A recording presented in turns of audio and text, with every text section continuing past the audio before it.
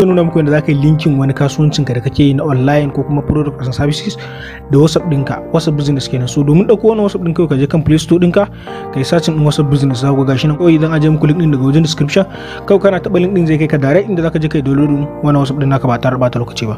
So step na gaba shine za mu ɗauka akan abubuwa biyu, amma kafin mu shiga procedure nan a wannan karan da buƙatar a ce kana da Facebook page ɗinka kuma wanda ka riga da ka yi linkin number nan ta WhatsApp ɗinka da wannan Facebook page ɗin naka, wanda shi zai taimaka maka sosai.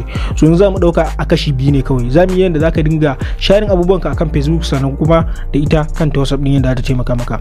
So phase 1 shine akan Facebook ɗin. So idan muka je Facebook ɗin haka misali shine nan za ku ga 967, nan idan muka kasa za ku ga 1150, idan muka kasa kuɗin za ku ga 1503. So duk wannan abin da yake janyowa shine idan har ka yi linkin ɗin Facebook page ɗinka da kuma WhatsApp ɗinka, daga nan wajen za ku gashi na WhatsApp button.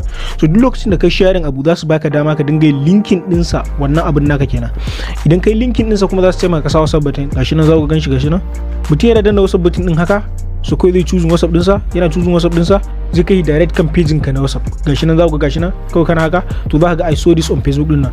In ka ga I saw this on Facebook ɗin nan to mutum ya ɗauko daga Facebook ne kenan yanda kai sharing wannan link ɗin naka, kuma dalili shine saboda Facebook ya fi zama WhatsApp worldwide, saboda Facebook ne za ka samu a group ɗaya akwai mutum sama da 100,000 da wani abu. So idan ka sharing abinka a cikin mutum 100,000 da wani abu nan matakila in data kake sayarwa ko wani abu ne za ka iya samun mutum 100 ko 20 ko 30 wanda suke da interest akan wani abu wanda kuma ka samu customers.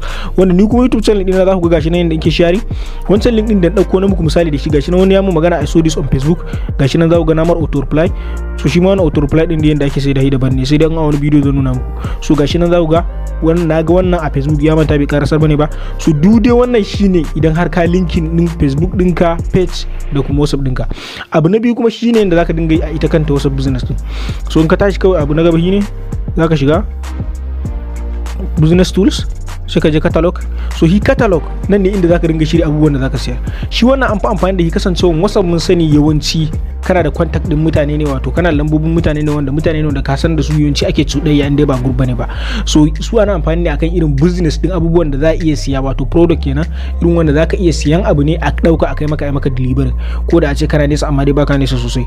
So misali a ce idan muku misali a ce zan musa panel a nan wajen, let's say a ce zaka yi creating catalog ne na panel, farashi solar panel kenan kuma ba ku gane ba, farashi 75,000, description ko ka saka solar panel,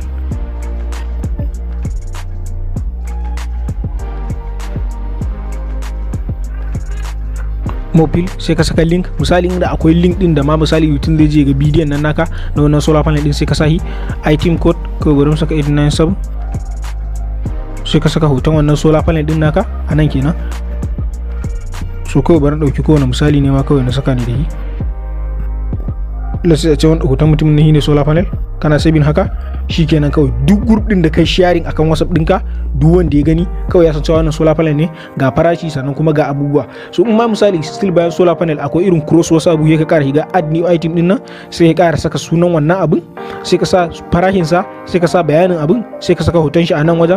So haka zaka dinga jera su. Wannan shine yadda zaka dinga yin kasuwanci da WhatsApp business sannan kuma da Facebook page ka na Facebook kenan, Facebook page.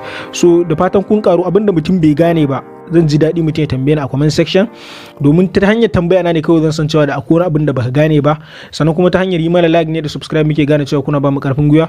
So ku ci gaba da kasancewa tare da mu a wannan channel na Hausa Topics, mu haɗa bidiyo na gaba. Nagode sosai.